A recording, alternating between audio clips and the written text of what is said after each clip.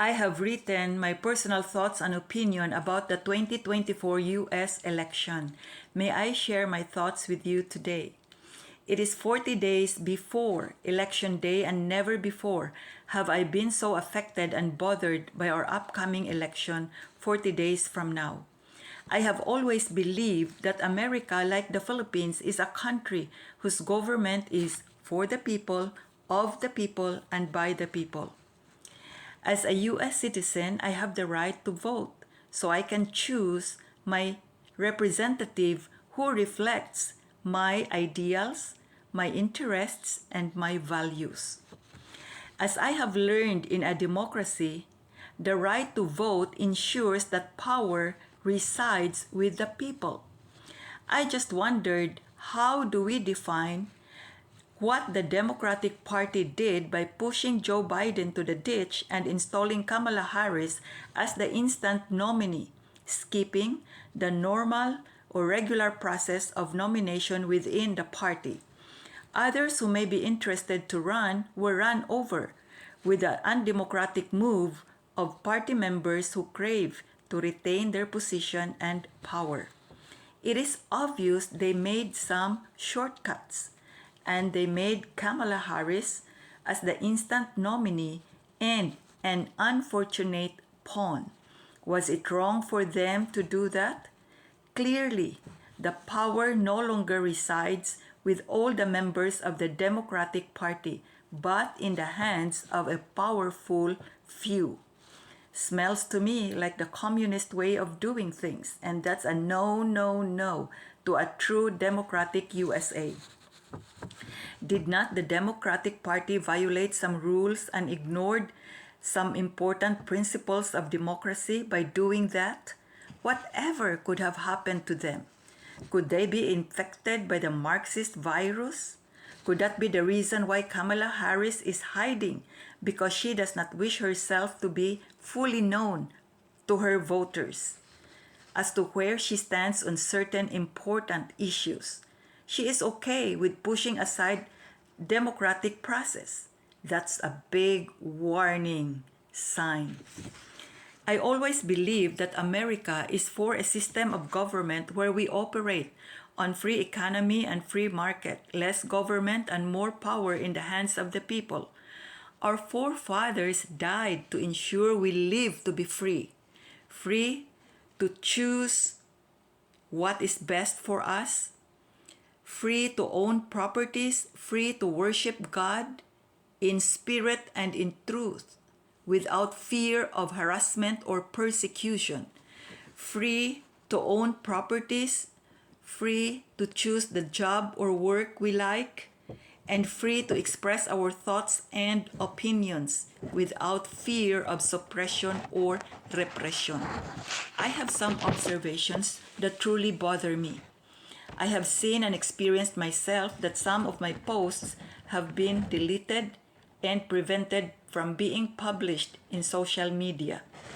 That's a violation of my right to freedom of expression.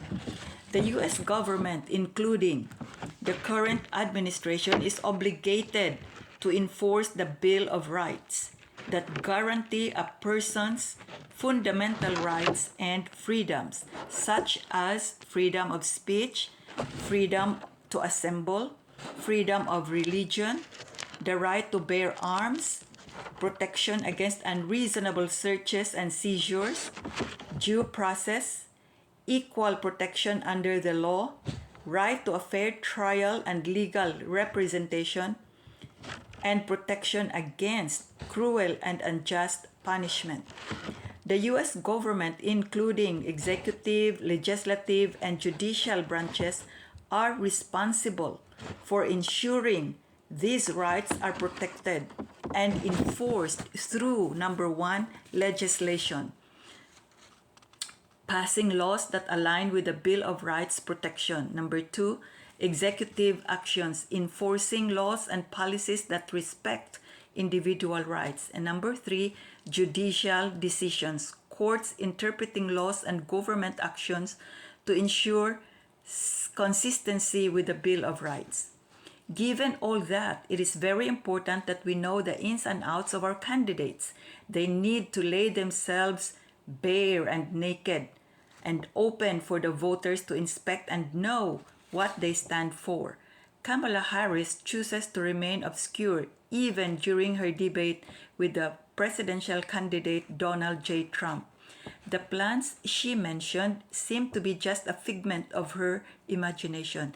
She did not explain in detail what her plans are to make housing affordable, keep people secure, bring prices down, and how is she going to implement her plans and programs. So, like many others who, like me, I'm kind of slow-witted, we are left wondering. Her political platform should align with the free market and free economic system of government, which is capitalism. If she is a strong believer in Marxism and communism, that's another story. We should only be voting for candidates whose principles only revolve around the system of government, which is capitalism.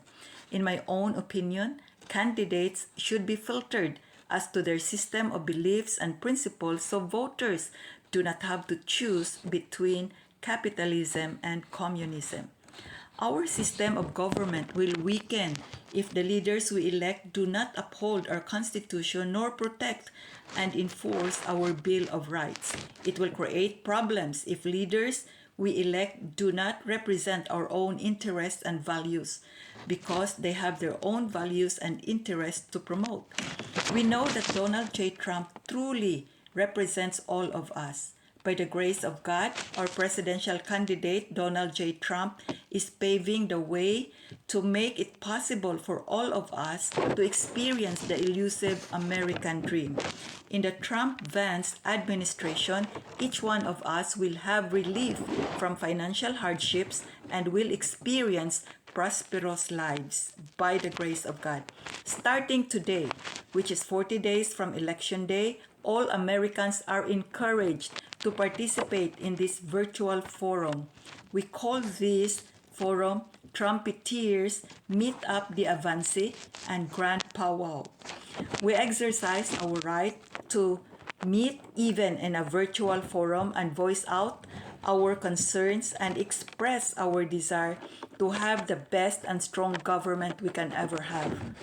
We can achieve what we desire if all of us will prayerfully and wisely vote on November 5. As for me, I will vote for Donald J. Trump as President of USA and J.D. Vance as Vice President. And they are the best leaders chosen by the Lord to lead America.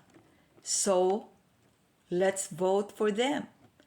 They are the ones who can make America great again. Let's all work together towards MAGA USA.